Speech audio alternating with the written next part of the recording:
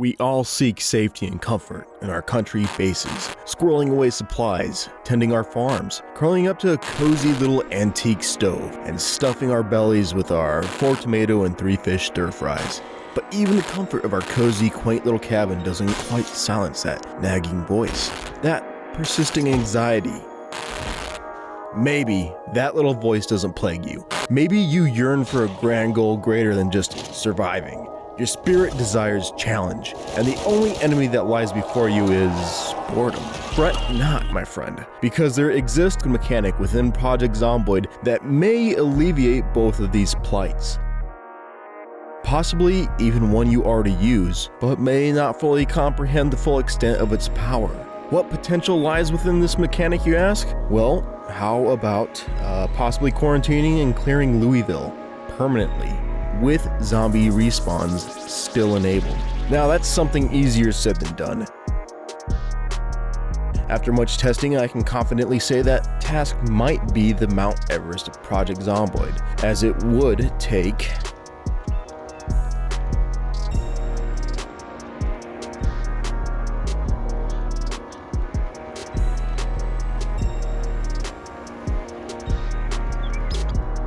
So let's ground our expectations in reality here and discuss a more realistic use for it, beginning with, what the fuck is it? You see, it's blocking the AI director from spawning in any new zombies. So how does this work? You may have guessed it already, it requires the use of obstacles such as walls. To better understand, let me explain the AI director's function here. You see, in order for the AI director to spawn zombies into a cell, it starts by checking to see if a newly spawned Zed can technically path to the location it intends to spawn them into. You'll see this in action by pulling up the zombie population map while in debug. That green line zipping all around the map, that's the director checking zombie spawn path plausibility. Now, with the use of walls and other obstacles, we deny that AI director from a plausible path to spawn Zeds into a given area of a cell. Toss on your learning pants because we're going to dig into the nitty-gritty on how blocking spawns mechanically works.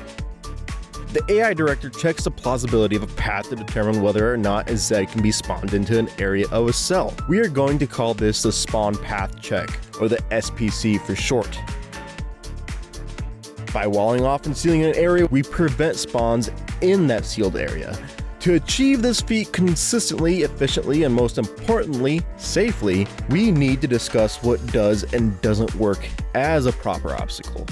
So to start out, we're going to go ahead and show you every item that we know to properly block the SPC. And go ahead and roll it.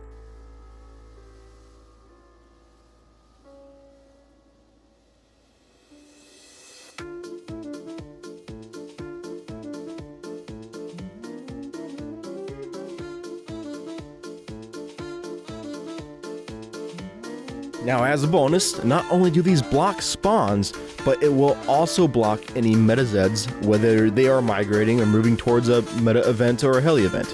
Meta Zeds are easy to block. You don't even need to seal an area to do it. It only requires an obstacle between them and their intended destination. Alright, so next we need to clarify some things on double doors, or the large gates. Whatever you want to call them, they're the ones that you can drive a car through. Using these wrong can see your sealed area stuffed full of freshly spawned Zeds if you're not careful. As you see, the double wood and metal doors will block the SPC only when they were closed. Having one open for even a few seconds during a spawn can see a cell getting a full distro of a spawn event. Now, this worry is more geared towards people who are using these walls and gates to seal off a really large area.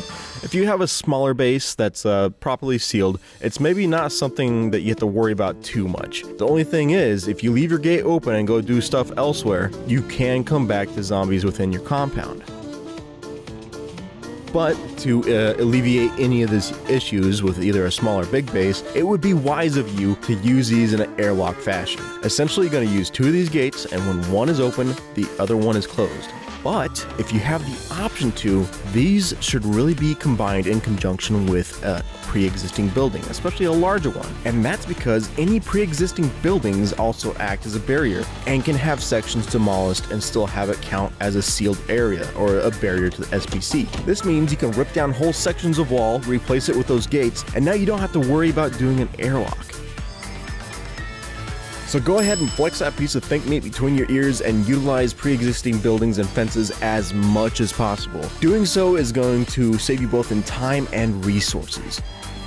Alright, I think we need to go ahead and clarify a couple more things, because as we showed you earlier, yes, broken doors and windows can act as a barrier, but don't get too cozy using those. These will only block the SPC and meta Zeds. Any Zed located within the player chunk can still pass through these obstacles if drawn in by sight or sound. Alright, and that about covers it for everything that will act as a barrier, so we're going to proceed on with the Borophil and explain everything that doesn't. These next items are about as effective a barrier as a wet paper condom. They would be your short fences and gates, wall frames, wall posts, and as discussed, open double doors. Surprisingly, the tall bar single gate doesn't block the SPC either. I'm not sure if that's intentional, but in the meantime, if you're utilizing an area that has one of these gates, go ahead and just replace it or wall it off if you can. Another oddity like the gate is that player built chairs will act as a barrier to the SPC, but not picked up and placed ones. And now I think we need to cover some complacency when using this tactic. You see, Zeds will be able to actively thump their way through any player-made obstacles or placed barriers if those barriers are within the player's chunk.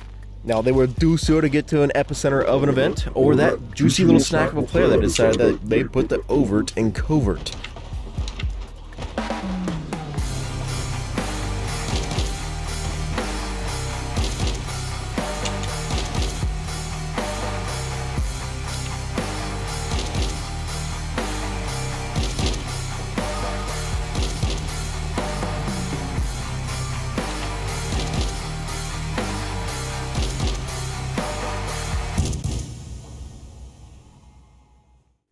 Now, there are two ways that you could prevent this. One, operate all your noisy stuff in the center of your base.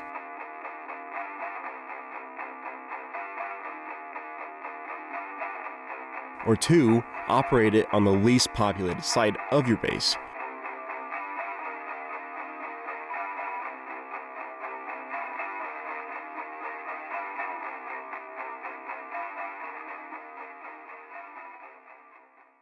Now that's it. This is all you need to do to be able to manipulate spawns. But if you made it this far, I bet you're already thinking, why would I even go through the hassle? But there's a couple little other things that you can do with this information. For one, it helps you determine good base locations.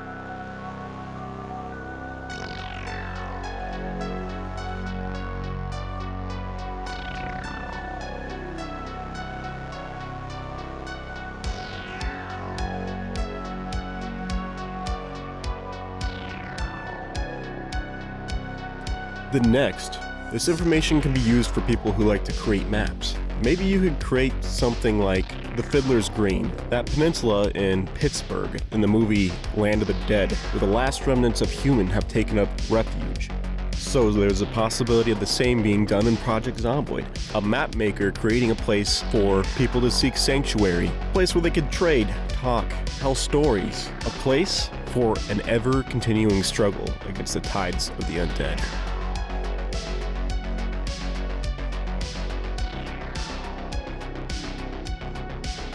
And then, even beyond that, is challenge. With this, you could wall off and quarantine Louisville. A task that I will reiterate takes an insane amount of planning, a will-shattering amount of repetitive tasks that you have to do over and over.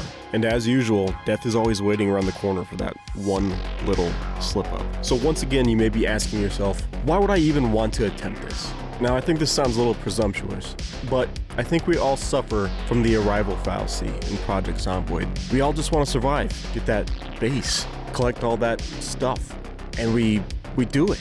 And then there's just an emptiness.